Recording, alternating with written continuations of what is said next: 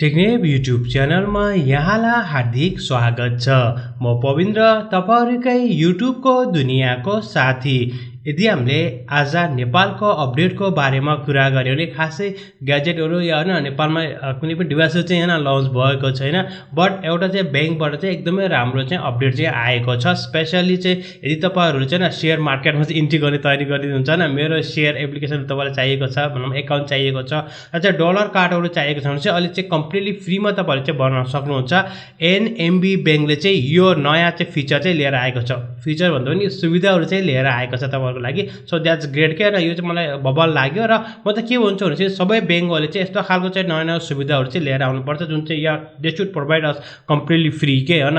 That's हैन, सब तिनीकै प्लेटफर्महरु हामीले use गर्ने, सबै तिनीको युज गरिसकेपछि त अब फ्रीमा चाहिँ दिनै पर्छ। अर्को अपडेटको चाहिँ हामीले कुरा गर्ने भने चाहिँ तपाईलाई थाहा नै होला सायद केही पंगा भइरहेको छ न, केही प्रब्लमहरु भइरहेको छ। स्पेशली चाहिँ युक्रेन र चाहिँ रसिया भनेपछि आज चाहिँ युक्रेनको सम्पूर्ण भन्न धेरै जसो चाहिँ अफिसियली वेबसाइटहरु चाहिँ डाउन भइसकेको थियो। सबै अफिसियल वेबसाइटहरु चाहिँ युक्रेनको डाउन भएको थियो।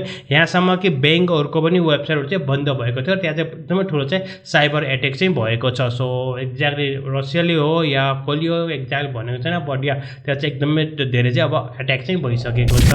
यसको साथसाथ चाहिँ अर्को एउटा अपडेट रहेको छ, खुशीको भनौं या दुखीको भनौं, फेसबुकको तर्फबाट। यस फेसबुक टु बी अनेस्ट म भन्ने हो भने खुशीकै खबर हो। 10-12 वर्षपछि चाहिँ यो चाहिँ पहिलोचोटि भएको छ जुन चाहिँ फेसबुकको युजरहरु चाहिँ डाउन भइसकेको छ। फेसबुकमा चाहिँ धेरै जसो युजरहरु चाहिँ फेसबुक चाहिँ क्लोज गरिरहेको छ, जुन चाहिँ एकदमै राम्रो कुरा पनि हो किनकि तपाईको सबै आन्द्रा बुढी नै फेसबुकले लगेर जान्छ न। सो गुगल पछिको चाहिँ त्यो भन्ने चाहिँ तयारी गरिरहेको छ पछि अब। र गुगलसँग त yes you can trust them, तपाईले ट्रस्ट गर्न सक्नुहुन्छ। तपाईको डाटा चाहिँ बाहिर बेच्दैन, बट त्यसले त सबै कुराहरु बेच्छ न। डाटा भन्दा पनि तपाईको इन्फर्मेसनहरु के पर्सनल थिंग्सहरु चाहिँ हैन, प्राइभेट थिंग्सहरु त्यसले बेच्दैन। फेसबुकको बारेमा त तपाईलाई थाहा नै छ। जे जस्तो भए पनि अब नसन 10-11 वर्षपछि चाहिँ उनीहरुको युजरहरु चाहिँ कम भइरहेको छ। अर्को अपडेटको चाहिँ हामीले कुरा गर्ने चाहिँ रियलमीले आफ्नो Realme Narzo 50 लाई अलरेडी नै इन्डियन बजारमा लन्च गरिसकेको छ, जसमा तपाईले चाहिँ MediaTekको Helio G96 को प्रोसेसर देख्नुहुन्छ। 120 हर्ट्जको यसको रिफ्रेश रेट छ। तताई एलसीडी प्यानल चाहिँ उनीहरुले दिएको छ। 50 मेगापिक्सलको क्यामेरा रहेको छ र इन्डियामा चाहिँ एकदमै राम्रो प्राइसमा लन्च गरेको छ। यदि रियलमीले आफ्नो यो मोबाइललाई नेपाली बजारमा लन्च गरेर चाहिँ स्टार्टिङ भेरिएन्ट चाहिँ 22,000 रुपैयाँसम्म चाहिँ पर्ने चाहिँ सम्भावना रहेको छ। हेरौँ चाहिँ के कति प्राइसमा चाहिँ नेपाली बजारमा स्पेशल चाहिँ रियलमीले कहिले लन्च गर्छ त्यो चाहिँ मेन कुरा हो। अर्को अपडेट पनि रियलमीकै तर्फबाट रहेको छ, रियलमी 9। तर अब रियलमी 9 पनि छिटै लन्च हुने तयारी गरिरहेको छ र यो पनि एउटा 5G भेरिएन्टको मोबाइल हुन्छ भन्ने कुरा पनि आएको छ। केही रेन्डरहरु बाहिर आएको छ जुन तपाईले हेर्न सक्नुहुनेछ। यसको साथसाथ 6.5 इन्चको 90 हर्ट्जको यसको डिस्प्ले हुन्छ र डायमेन्सिटी 810 को प्रोसेसर हुन्छ र 5000 mAh को ब्याट्री ब्याकअप यसमा हामीले देख्न सक्छौं भन्ने कुरा पनि आएको छ। हेरौँ अब चाहिँ अब कति रुमर्सहरु चाहिँ आइरहेको छ, के कस्तो गर्छ रियलमीले। अर्को अपडेटको चाहिँ हामीले कुरा गर्ने भने स्यामसङको तर्फ रहेको छ। स्यामसङको A सिरिजका 3-4 वटा मोबाइलहरु लन्च हुने चाहिँ तयारी गरिरहेको छ। हिजो हामीले चाहिँ A33 लाई चाहिँ गुगलको न प्ले कन्सोलमा देखेका थियौं भने चाहिँ आज चाहिँ A53 लाई पनि हामीले देखेका छौं। सो धेरै नै हामीले चाहिँ उनीहरुको देखेका छौं र यो दुईटै मोबाइल चाहिँ 5G भेरिएन्टको रहेको छ र छिटै नै लन्च हुने पनि तयारी गरिरहेको छ। अर्को अपडेट रहेको छ Xiaomiको तर्फबाट। Xiaomi स्पेशल चाहिँ Xiaomi इन्डियाले चाहिँ अलरेडी हैन टिजरहरु आउट गरिसकेको छ। Redmi Note 11 Pro चाहिँ लन्च हुने चाहिँ तयारी गरिरहेको छ र यस्तो पनि कुरा आएको छ कि नेपाली बजार पनि हामीले चाहिँ सेम टाइममा देख्न सक्छौं भन्ने कुरा आएको छ।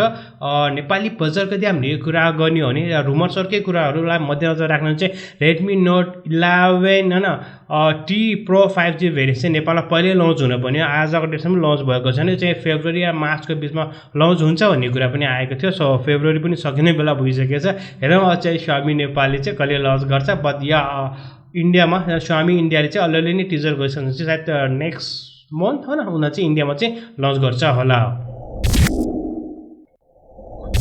अर्को अपडेट रहेको छ OnePlus को तर्फबाट। OnePlus को पनि अर्को एउटा चाहिँ नयाँ मोबाइल चाहिँ उनीहरुले चाहिँ ल्याउने चाहिँ तयारी गरिरहेको छ। यसको चाहिँ कोड नेम चाहिँ बाहिर आएको छ जुन चाहिँ ओस्कार, यस ओस्कार अवार्ड हैन। अब चाहिँ OnePlus को चाहिँ ओस्कार चाहिँ आउने तयारी गरिरहेको छ। सायद चाहिँ कुन चाहिँ मोबाइल हुन्छ असँग थाहा छैन। कसैले चाहिँ के CE भन्ने हुन्छ भनेको छ, कसैले चाहिँ 10 हुन्छ भनेको छ। हेरौँ अब कुन चाहिँ हुन्छ, बट यस तिनीहरुको चाहिँ एउटा कोड नेम चाहिँ बाहिर आइसकेको छ।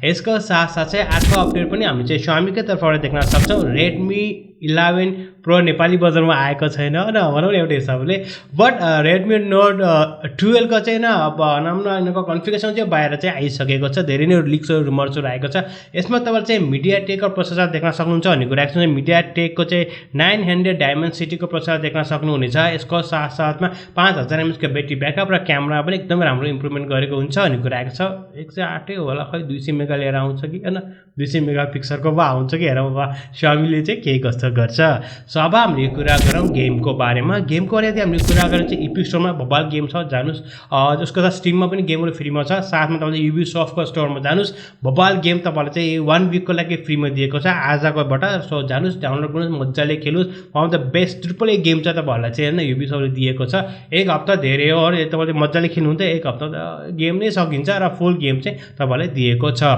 सो आजको अपडेट यही नै रहेको छ आई होप दैट तपाईलाई आजको भिडियो मन पर्यो होला भिडियो सम्बन्धी कुनै पनि सल्लाह या सुझाव कृपया हाम्रो कमेन्ट सेक्सनमा कमेन्ट गर्नुहोस् यदि तपाई हाम्रो च्यानलमा नयाँ आउनुको छ र तपाईलाई डेली टेक न्यूज नेपालीमा हेर्न मन पर्छ भने चाहिँ हाम्रो च्यानललाई सब्स्क्राइब गरी साथमा रहेको बेल आइकनलाई क्लिक गर्न पनि नभुल्नु होला।